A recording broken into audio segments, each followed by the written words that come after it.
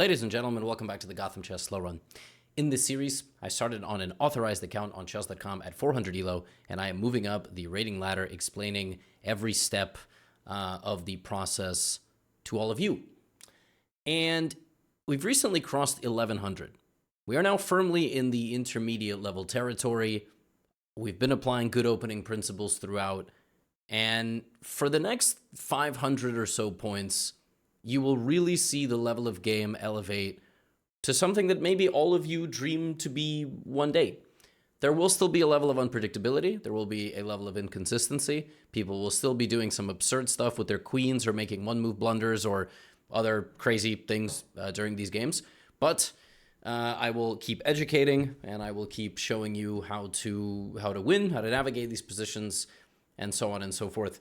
We've graduated from how to win at chess. You know, this is the original chess book of the Gotham channel. I have this here on my desk, not because I'm learning from it, but it's one of the first paperbacks. Paperback will be dropping soon. And in the previous episode 22 or 21, I also showed you the table of contents of the second book. And this is going to come up a lot in these episodes. This is a sneak peek of the second book that will come out in October of this year, How to Win at Chess Next Level.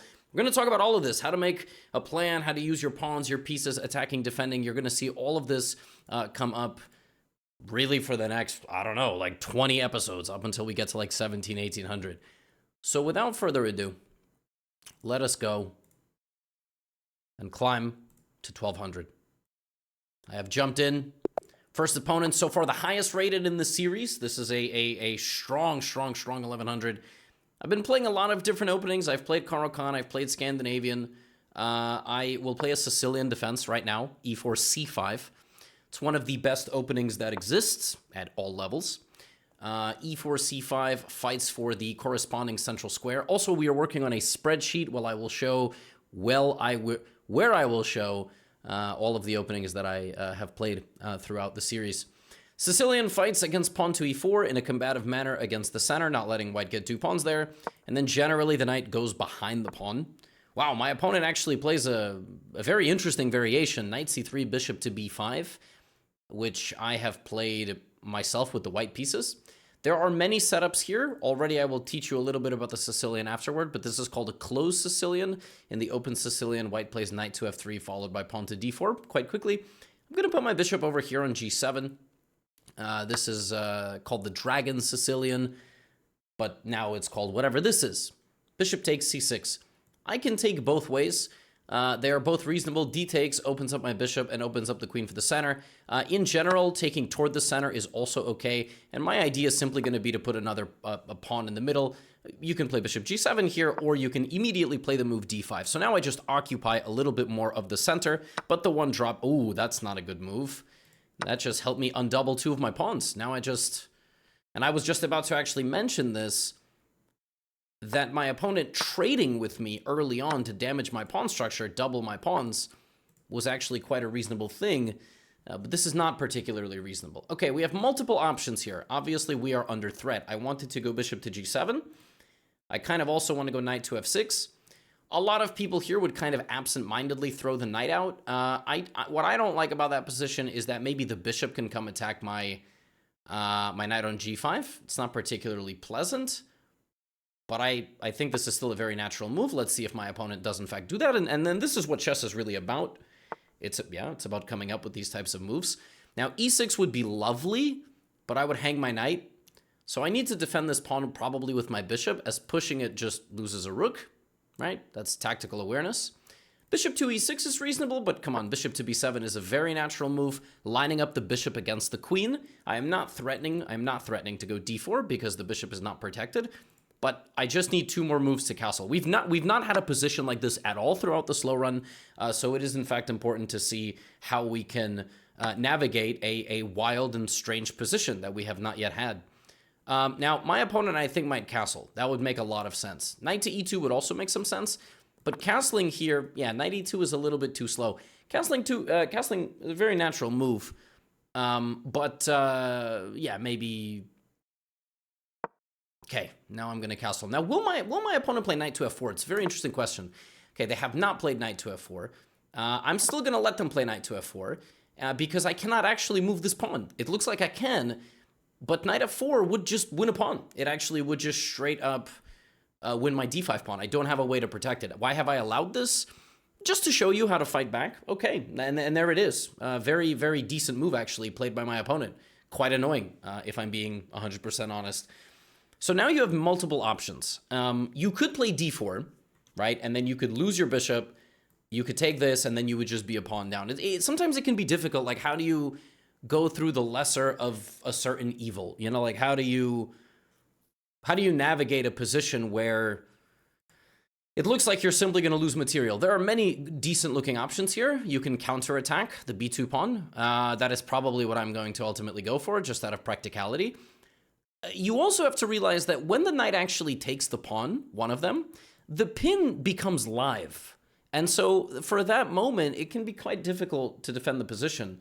I think I probably will go queen b6. I think practically speaking, it might be the best move. It's not quite the best move, but let's see if my opponent figures out why. If knight takes d5, I will show you that actually I think the best option is to take. I could maybe go queen b2, but what I don't like about queen b2 is that after rook b1, my bishop here just simply stands without any protection. So I think I'm going to get rid of my bishop as much as I like it, and then I will play queen takes b2 like this. Now, maybe my opponent will blunder this. That would actually be really epic. Oh my goodness, it actually happened. That is absurd. They were playing so well until that point. Oh my goodness. What a soul read of the 1150 rated player. That was actually really well done by White. White played really well. Okay, look, I'm up a bishop, right? And in this position, you know, you see this and you try to simplify. I will show you maybe how to play against the queen. I will sacrifice my queen for 2 rooks here. And the idea of this is to show you how to deal with a queen. Now, a queen is much more powerful, like substantially more powerful with other pieces around, like a knight or a bishop or something like that. When a queen fights against a rook and a knight, or a rook and a bishop, but in this case, 2 rooks and a bishop, the queen gets weaker because it becomes more difficult to actually create targets in the position. My pieces ultimately will go over here, my 2 rooks and my bishop, and I will wreak havoc. So this move is not necessary because I would be losing my pawn, but then I'm going to go in here, and as we know in the endgame, the rook on the 2nd rank is a really big problem as I will be attacking, you know, basically everything. This is also checkmate, so my opponent should probably, yeah, right, exactly, my opponent should defend. But now, rather than chasing down you know, the king, I'm going to play, well, I could play rook e8 and rook e2. That's good. I'm going to play rook d8. This sets up bishop to d4, which simply, in all likelihood, just wins the game. I mean, it looks like I'm trying to take the pawn. You are trying to take the pawn, but you have to be wary of checks. A queen can get to the king a lot faster, and you need to make sure that, and this is why the queen is so powerful with more pieces. Oh my goodness, that is... F4 doesn't make any sense, actually. Like, none. I mean, it just makes no sense because, number one, you weaken your king. You have to understand that you're weakening your king. Number two, you cut your king off. Like, now the king can never get off the back rank. And I have a dark squared bishop. And if you leave pieces on dark squares and there's a dark squared bishop on the board, you have to be aware of the tactics. And this just loses. Just loses immediately. And it's crazy because I sacked my queen literally like 4 moves ago. And it's just over, you know? Yeah, that's just absolutely brutal. But before my opponent blundered the knight in 1 move, which is an absurd blunder. My opponent made that move in 4.5 seconds. People still do blunder. My opponent was playing a great game. We're gonna learn it. We're gonna learn about the structures. My opponent abandoned the game. Yes, I also would abandon the game. Let's learn a little bit about the Sicilian defense. Okay, so. The Sicilian is an opening after 1 to e4, 1 to e4, 1 pawn to e4. Black has many choices. Me personally, I like my Karl Khans and my Scandinavians. I like to fight back against that particular pawn, whereas this pawn, there is nothing to fight back over. You are just simply seizing control of the center with a different pawn. And when I say seizing control, I just mean that if White were to play this move, they would have to bring out their queen. It's not like losing or anything, but it's problematic. In my opinion, the best way to play against the Sicilian at intermediate and even beginner level is the Alapin with the 2 pawns. And then with Black, you kind of have to be like, well, I don't want White to just completely dominate the center, so you sometimes play a move like this, and you try to get your queen out because there's no knight move, or there's a lot of meta after the Alapin. The open Sicilian is knight to f3. Black has to choose from a plethora of moves. You already need to go in one direction in the forest. Whatever you play, white can then decide to play pawn to d4, opening things up, the open Sicilian, or basically anything else. One of the cornerstones of the Sicilian defense is trading off the light-squared bishop of white for the knight on c6, should it have moved there. And as we see in this game, that leads to a position where I have doubled pawns. Of course, I could take both ways. I can also take like this, but my doubled pawns should be preserved by the opponent. If you're going to trade a bishop for a knight this early, here's the thing. You need to then play against these pawns, and you need to replace the color complex of the bishop that you traded, which is why the best moves are d3, h3, so my light-squared bishop cannot easily participate in the game. And in this position, this is very weak for black. Like, if I ever made this trade, these pawns would just be miserable. It would be terrible. I would not be able to do anything with them. And that is how good positional players play. That is how more advanced players play. Watch what happens after my opponent's next move. It is now minus 0.6. A 1-point turnaround from plus 0.6 simply by trading one pawn. And that shows you intermediate level play. Hey, you know where intermediate level play covers pawn structures and why they are so important? It's literally the second chapter of the upcoming book. I know it comes out in October. I know it's very far away, but I'm just showing you how relevant this is. I'm very proud of the book because this is covered. When you're trading from this type of opening, you need to understand the structure that you are playing for, right? And then here, white should develop slowly, castle. White went like this. Here, the best move was not to allow the bishop to develop with a target and an attack. I should have went bishop to b7, but I went knight f6, and that's fine. But after this move, the best move already by black is, look, watch, it's not the move I played in the game. I actually relinquish a lot of my advantage. Although it looks like I'm playing a very natural move, it's actually to just ignore. And the reason is my opponent has messed up in the opening. How do I know? I should not have had my pawns undoubled. They gave me the bishops. What do bishops like? Tactics. They like empty. They like empty space and open diagonals. If my opponent takes with the queen, I just play bishop takes c3 check. There is a tactical flaw of this move, losing the queen. And if they take like this, then I take on b2.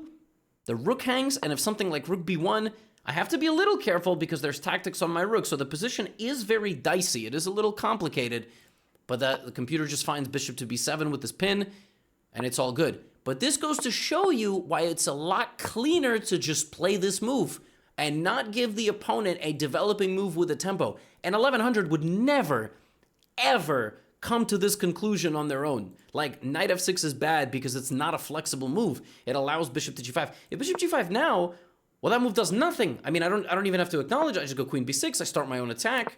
I point my bishop in this direction. So my queen and my bishop are strong, and then I do something about the bishop. But that's what, you know, makes a game so fascinating. What happened here is, again, white could have castled, and the idea would have been to attack my king while it's in the center.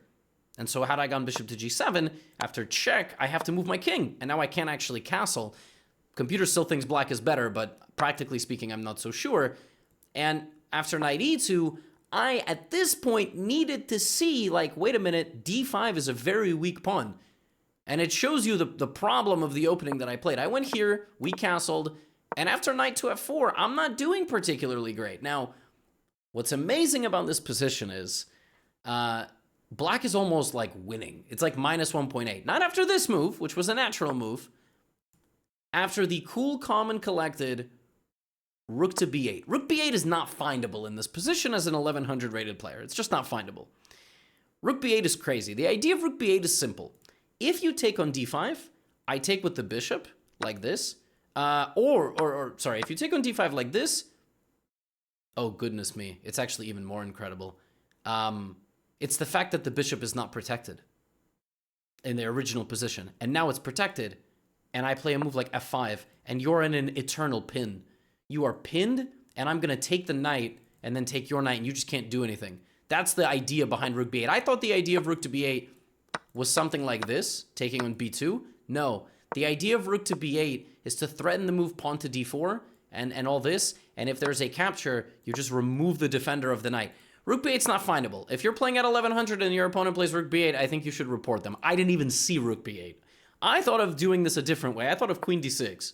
And my idea of queen d6 was that if the knight takes on d5, you have g5 removing the defender of this knight from the pin. What I failed to notice was what to do in this position, and the point is you sacrifice your knight with a check and you win this bishop, which is why in the original position you have to go here. And like, this stuff is unfindable at this level. You will not find it, and even when you analyze it, you will not understand. And then how do you even, like, the thing about analyzing your own games, and this is why the slow run is important, even if you're watching this as a 1700 and this is above your level, I don't think, I mean, if I didn't even see rook b8 instinctively, rook b8 is not going to be found by anybody who's watching this, unless you look at the idea bishop takes in rook b2, but the deeper idea to just freeze the pin is very, very different.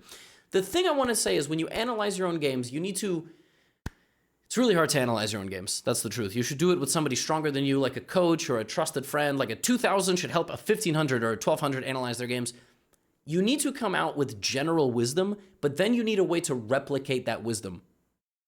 There is almost no way to generalize this move, except for the fact that when the opponent takes a pawn and enables a pin, crazy things can happen, and you need to be understanding of the dynamics of how to get out of that pin, you know, and how to apply more pressure and stuff like that. And as we saw in this game, this position was just around balanced. I was expecting my opponent to make some move. Important, you spot the checks in the position and that there's no actual way to win your material. And then this was crazy. And obviously here, do not sack your queen. That was not the best move. Trade the queen or something like that, and you'll be just fine. That was the Sicilian. So we learned about pawn structure. We learned about all these different things. I'm going to play e4. Maybe we'll get a Sicilian. Okay, we get an e4, e5. Let's play knight to f3. d6 is a very reasonable move. A little bit passive. You block in the bishop. In general, you can put 2 pawns in the center. I'm going to play this purely like a Scotch opening. So 2 pawns and my knight. The Scotch is a fantastic opening with white. Very straightforward. Oh, knight d7. Okay, knight d7 is an interesting move.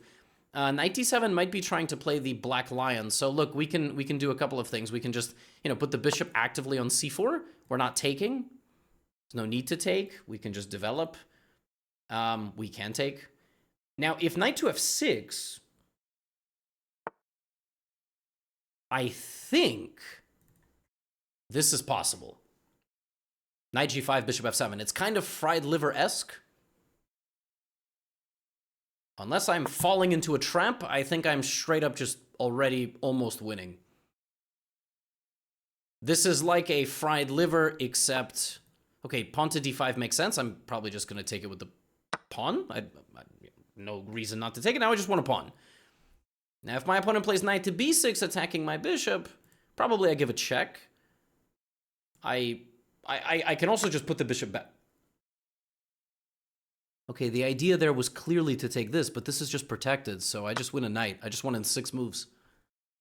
Yeah, that's really rough. That was an example of an opponent that learned an opening system, but did not learn the major risk of that system, because the idea was clearly this.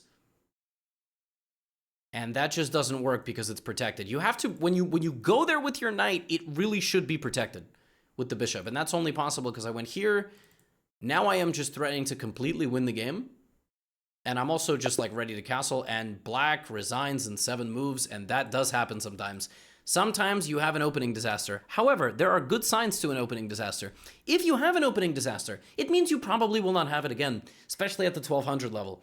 So, let us look at that system with black. My opponent played d6, e5, knight d7. This is known as the black lion. Another way to play this system is to start with knight to f6. So people will play not e5, but they will play d6, d4, c6, knight f3, knight f6, attacking the pawn, knight c3, knight bd7, and then they will play e5. And like something similar to this. In the way that the game happened, bishop c4, before black plays the move knight to f6, black needs to play a couple of moves, because in the game, knight g5 is incorrect. Oh, knight g5 is fine. Knight g5 is actually fine. In this position, my opponent had to just play h6. What? And just, according to the computer, just play chess. Just be down a pawn. What? This is insane. How can anybody with a straight face say that this is normal for 1100? This is... wow. Okay, well, that's clearly the major drawback of the opening. Now, had that not happened, right? Had I just played principal chess, 2 knights and something like this, we would have had a position that looked like this, and my opponent would have gotten to castle. You understand? That is the most important thing. Castling out of this attack is the way that black survives this position, because if you give up 2 pieces for the rook, this is terrible for white. As you can see, it's minus 1.5.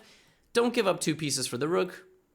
Rook and pawn for 2 pieces is, you know, the 2 pieces are better about 8 of the times out of the 10. I even say that in the second book. I say it in the slow run. But this is a very dangerous position if you're not looking at it with a computer. I mean, it just already looks... I already thought my opponent made a mistake in a move order way. Turns out they just had to lose a pawn and just, like, carry on with their life. I did not seem particularly practical. The Black Lion after that is one of these openings that relies on... I will show you... Let's say like bishop c4, bishop e7, castle, castle. Black relies on something like pawn to c6 and just a very solid position. Difficult for white to advance, difficult to make a move. Even I at 2960 blitz, that's my blitz rating, it's my 3000 bullet. I don't like this opening with white. It's so prickly for black and it's a little bit annoying, and you know, black is always threatening these wing attacks at you and you have to play obscure moves like pawn to a4. So one of these openings, I gotta say, like, I'm not a huge fan of seeing it, you know? And the good thing is when you play with white, you don't see these openings very often, but that's chess. Like, you can't like playing against everything. That's really the truth. If you don't like certain openings, you know, some people are like, I hate the Sicilian. I never like to play against the Sicilian. Okay, so then they play the London every game, you know? That's how openings work. But okay, in this game, my opponent panicked at my opening and immediately... you know, it immediately threw them off their game. I'll play one more e4. Oh, a Sicilian. Amazing. Let's show the power of the Alapin. Okay, already my opponent makes an inaccuracy. So Sicilian player, my opponent plays d6 instantly, symbolizing that they likely play the dragon or they play just something else. This is already bad because now I'm just getting a big center. This is just not what a Sicilian player wants. Now my opponent will go knight c6, maybe knight f6, maybe a6.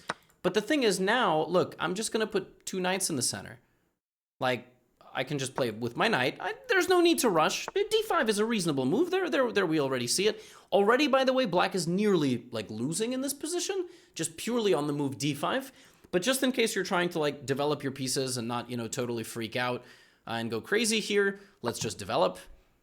Now, we're going to learn a little bit about, okay, bishop g4, very reasonable move. The threat is kind of to take... my knight, and then if I took with my queen, I would lose this pawn. So now I can develop this bishop and stabilize my center, and black will play bishop g7. It's quite clear that my opponent understands what they're supposed to do in this position. Now I can maybe play bishop to b5, I can play bishop to e2, block the pin. Both of those moves look reasonable. Let's just say you don't know like anything about this position, you just go here. You're like, well, you know, they pin me, I pin them. I'm gonna kick out the bishop. You can castle or kick out. Oh, wait a minute, don't I have d5? Pawn to d5, pp on the pp. If d5, see, I know d5 is a decent move. There is a counter there, pawn to a6. Let's see if my opponent spots the move a6. Whoa. Okay, that was played literally instantly. Do they see a6? Danger levels. My bishop is worth as much as the knight. You have to play a6. So I didn't play a6, and they just didn't see it. They just lost the knight. Wow. That's crazy. Now, it very well could be here that the best move is not to take the pawn. It's kind of interesting. Let's come back to it later. Why? This move spends an entire move helping the opponent activate their rook. And that could come back to bite. Like, I want a castle, but I don't really want to lose my pawn. So what do I do here? Like, maybe do I play rook b1? Like, what do I... Okay, let's go rook b1, but I'm not happy about this. Like, I gave my opponent a lot of activity, and I still want to get my king out of the center. You know what I mean? It's a little bit, it doesn't look... Okay, queen a5, is there a threat? I don't see a threat, so let's just castle. Now with the king totally out of the way and we have an extra piece, life is good. Black is playing way too quickly. e6, does that have a threat? That doesn't have a threat. I see an unprotected pawn. I kind of just want to bring a rook to attack it. I haven't moved yet. This doesn't do anything. They can just take. Is my bishop safe? I don't know, but what I do know is this move threatens to win a pawn that would protect my bishop, so it can't be that bad. Ooh! I want to go bishop g5. Is that a good move? Bishop g5, applying pressure. There's a rook there with my... No, it hangs a bishop in one move. You gotta be careful. You gotta be careful. Gotta be careful. Let's do it this way. Targeting the knight. Maybe e5 is gonna be played. Well, now we can't really do much. We kind of have to go back, but we did do something massive. We won the d5 square. One pawn push. I move my bishop back, but pawns don't go backwards. And now the queen no longer sees g5. That's something I call continuity. I say this a lot, and it's in the second book, and it's in the slow run. You have to remember this no longer protects g5. So on the next move, I am going to go trade. Well, this is actually just going to win material, but there's an example in the second book. I almost want to pull it up for you. There's an example in the second book where I talk about knight outposts. An outpost is a square in the opponent's position where you plant a piece, more often than not a knight, and then from that square, it cannot be removed. And when I get my knight here, it will never be removed from that square. I could have maybe moved my knight there now, traded, put my bishop there. It would have been dominant. It would have not, nobody would have gotten rid of it. No pawn, no bishop. You would have to lose material. But now we're just, yeah, this is easy peasy. Now I will do a little bit of a mercy rule to my opponent. If my opponent plays rook to c8, getting out of the pin, and will they spot this? Then I will go into that trade and show you the power of the knight outpost and how, oh my goodness, this is not, my opponent is very strong, but the tactical sense is not quite there. So I can take the rook or I can take a full knight. Very tough to understand what the best move is here. But I mean, you can just take the knight and then take the rook on the next move. The only thing you have to be careful about is back rank checkmate. Otherwise, everything is perfect here. Bishop to d5. This is kind of an outpost, kind of, although it would be nicer to be defended by a pawn. And we are just threatening. I am not looking for... Ooh. Good move. I am not looking for a long endgame. I'm going to try to win the game here and now. Hey, if at any point you want to play h3 or h4 just to make sure there's never a checkmate, be my guest. Absolutely do not mind. Okay. Sacrificing a piece here is certainly interesting, but it's not the best move. Some of you may want to do sacrifices like this, especially when you are winning. It's not that simple. It's not that simple to just sacrifice material and just immediately assume that, you know, you're going to win the game. In this particular case, I think I do have enough of an attack that, you know, I will probably land the decisive checkmate. Another way to bring help for the queen, and in general, I say, if you want to sacrifice a piece near the opponent's king, I say rule of +2. You need 2 more attacking pieces than defenders. Rook. And in this case, I don't have those 2 pieces. So something like rook d3, rook g3 would be good. So it looks like my opponent's trying to go back rank, but I don't get it. Is this the idea? Queen takes d5? But that only works if I'm a complete moron. And on top of that, it doesn't even work if I'm a complete moron. So, look. If queen takes d5, that doesn't even work.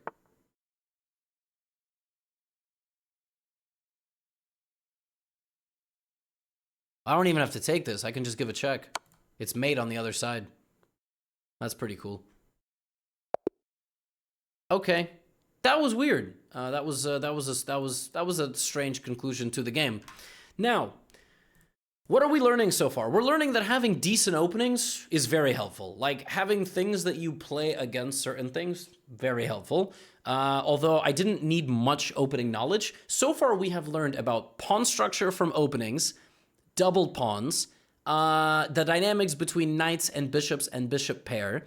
We have learned that opening disasters can still happen. In this particular game, we saw tactical flaws. You know, my opponent, as early as like move 4, already gave me a position where I just have, you know, a dominant control of the game. Here, again, opponent is kind of trying to blow the doors down, but this is not, you're never going to see a top grandmaster playing like this, giving the full center. And when you play very principled chess, you can then justify your position. Here, the best move is certainly not bishop b5. I know that. Actually, that's the top computer move. Okay, no, the more it thinks bishop e2. But bishop b5, you know, black should really, if the opponent like brings a piece out like this and there is no drawback to targeting it at least one time, you should. You see, the drawback when the bishop came to g4 was that if I target it, I would lose this pawn, and that would be bad, or I would have to damage my structure. When I played bishop b5, had the opponent done this, this is not a good trade for white. There is no benefit here for me. I create a very small weakness, but I generally avoid bishop for knight trades unless there's a clear justification. And then here, black had to counterattack. And this is a tactical theme that all of you should be aware of.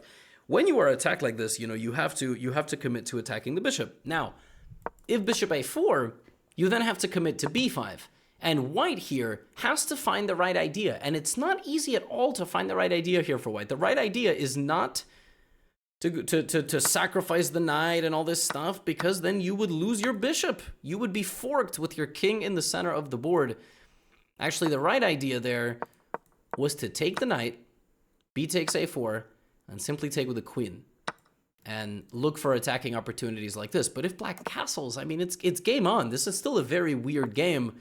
But losing the piece, definitely not good. Oh, here I said, is this the best move? It's 3.3 according to Stockfish, but if bishop a4, it's 3.26. So 3.48, 3.26. I don't like this because I feel like I'm giving my opponent a little bit too much activity, but I hope from this position you saw like, ooh, weak pawn, haven't moved this rook yet. Here's a nice way to blunder a bishop. Don't do it, but I went like this because I want to trade some pieces, and then I found the other way around. I won this game the way many of you could have won this game. Now, sacrificing is not the right idea. You only want to sacrifice a piece like this in front of a king if you have 2 more attacking pieces than they have defenders. In this game, what made it possible is I was still up a bishop and a pawn, but you don't just want to go willy-nilly sacrificing your material. Okay, played e4. I'm going to play d4 now. 3 games with white in a row. That's weird. That doesn't happen very often. But I sometimes get 3 games with black in a row, so. d4, d5, let's go London. A lot of you played London. Already an inaccuracy. Knight in front of the c-pawn is bad in London. It's bad for several reasons, but really, there are ideas like knight c3, knight b5, very similar like I did to the other player. There's also c4, and so the game after c4 will become a queen's gambit declined, and if e6, this gets blocked.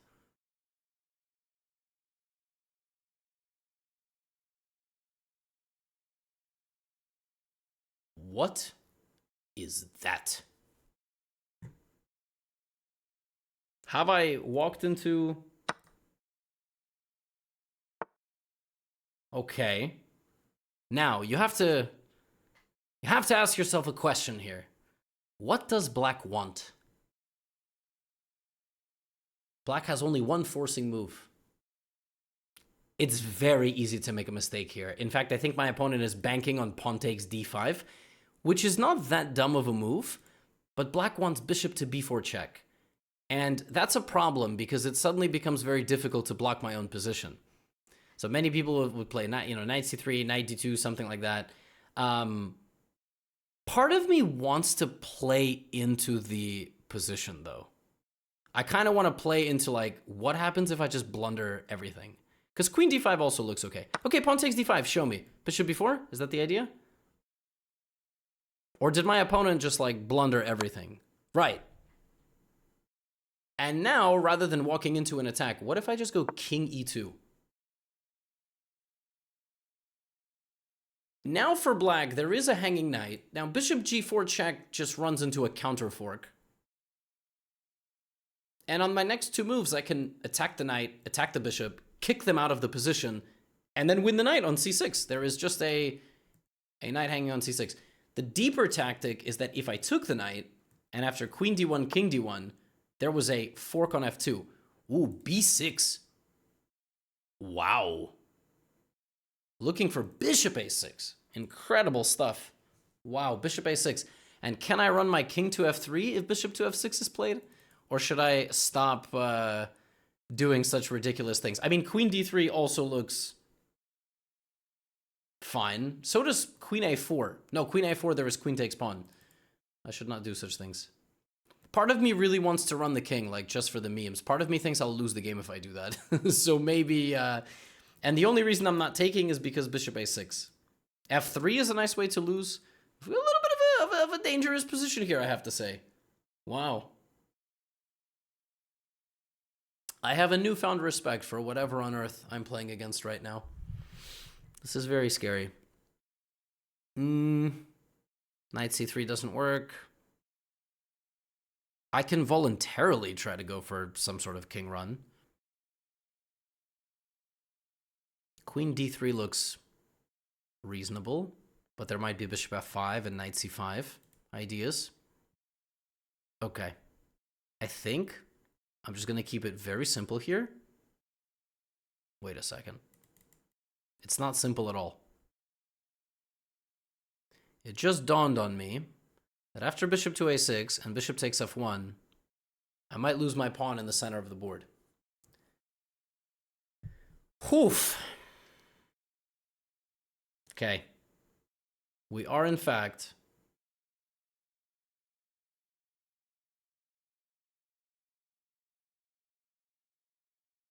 I'm a little scared. I'm not gonna lie. All right, I'm gonna go a3. I'm a little scared. But I should survive. Okay, that was the wrong move. Oh my goodness. How can you do all this incredible stuff and now you have 4 hanging pieces? Have you ever seen something like, what is this? He's trying to mate me. Crazy. Now, wow, have you ever seen something like this? There are just 4 hanging pieces here. This is incredible. But why can't I just play pawn to g3? And that's it. There are now 5 hanging pieces. Just incredible. I have a defensive shield around my position. If I take with the pawn, I lose my rook. But if I take with the bishop, is there anything? Like, is there any check? There's nothing. I think my opponent's just... What? But I can just take that with a knight. Yeah, look, folks, you can't... This is like going all in poker. It just doesn't work. You can't... You can't do this to your pieces. This is... The pieces are just gone now. I mean, I could have also blocked with the queen, maybe. But now the queen is hanging, the bishop is hanging, and the knight is hanging. I don't think this has ever happened in a chess game. Like, literally ever. I'm just winning a piece at a time. I'm taking every single piece. Now he's going to go... I feel kind of bad, you know? So let me give the queen back. And then take the bishop. So I took everything. I took everything. Now I will use my knights. I will use my bishop. I'm going to go take this pawn, and I will... and then we will analyze the game. This game was insane. And this game shows you how tricky people are at this level. This is not easy. A lot of people, I think, would have lost that position. I think I can just play rook takes a7. I have to make sure my king is protected, but I have a 9-point material advantage. Bishop. Here. So I can hit the queen. Maybe they won't see. Oh, I also have pawn to e6, opening up my bishop with my rook. Yeah, this was a fun game. I have to tell you, it is difficult to be a master level player. And I see the best responses from my opponent, and it's always kind of like interesting, like, will they see it at the level that they are? Okay, I'm opening up the attack on the pawn here. Oh, that's an excellent counter. Excellent. I completely forgot about this. Look, it's not too late to find a way to, like, lose by accident. My original idea was to go rook c7. I can also take on c7 with a check like this. You know what? I'm going to trade the rook. We did a game earlier in this video of like how to beat a queen. Well, now we have even more material to beat the queen. So I also have knight e5 check, but let's just, that's it. Without this piece, we will show the power of the pieces united. Let's bring the rook into the game. Let's go take on c7. We have an impregnable wall in front of our king with 5 minutes to play. No, this is this is high level chess in that we just saw, really. I mean, okay, let's go over there. We already saw how to beat a king when it's poorly positioned. We saw that in the previous. Okay, this check, king e7, we win the queen. Check. Bishop h3. Look at our look at these guys. I mean, this is just nasty business. And bishop h4 will win the queen on the next move. No, the queen just can't. The queen can't fight back against this.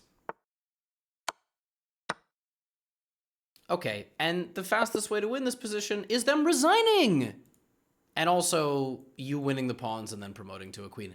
That was a fascinating game, and a game which is a picture-perfect example of, like I just said in the previous game, at this level, people have little pet lines they like to play. They like to play these little systems where they, you know, they trap their opponent.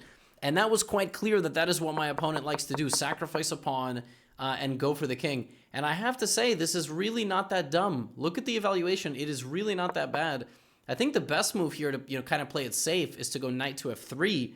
C4 is fine, but it opens yourself up. It apparently opens you up to a crazy gamble of a counterattack. And here, if my opponent started with bishop b4, it might have even been more vicious. Look at this. I'm losing in this position. I am losing in this position. b6 with bishop a6. Incredible. Wow. I mean, I'm not losing, but yeah, apparently it's just bad. Which means the move I played in the game is probably bad as well. a3, yeah. So here is what I calculated. I calculated bishop to a6, king f1, bishop here, and if I take on f1, take on d5, and I mean, I'm just going to get obliterated here. My king is about to get double-checked, and so actually, I'm not even joking. I was going to go here. I was going to play king takes e4, knight to f3, and I was going to play this position, like just to see. Which apparently is losing, but only if f5, which I don't even know how. I mean, I only looked at like bishop takes f3, queen f3, which is actually okay. But I was ready to get a totally lost position just for the memes. But to play this move so fast, you know, this is just totally wrong. Queen h4 had to be played with the idea that after g3, isn't this so wicked? That this, look at this. Look at white's king. Just dire straits out here. Just an incredible anti-London weapon. Basically, to avoid this e5 counterattack, white either has to play pawn to c3 and be more solid, or knight to f3 first, or like pin the knight or something. But wow, I don't think I've seen something like this in a while. And I mean, even I can learn that there's some really wicked stuff out there. Okay, look. In my defense, the best move is probably just a3. Best move is a3. Practically here now, black has to play g5. I don't know how findable this is on a human level. I think, you know, when you spot bishop to b4 and you just shut down the fun of the opponent's weapons, I think you're just going to win. But yeah, after a3, I highly doubt black would have went g5, but if they've learned it, they've learned it, you know? And this is chess, you know, you kind of move on and you learn. But this is this is hilarious. My pawn armada, and black's mistake was not putting the bishop the other way with the queen. Because if the bishop teleports here, it's just game over. What a game. That was pretty fun. I think we'll pause there. We are one more episode away from breaking 1200. That's very exciting. And as you can see, except for that one game where my opponent had an opening disaster, I mean, these games are serious. This is some serious business. These people are playing really, really well.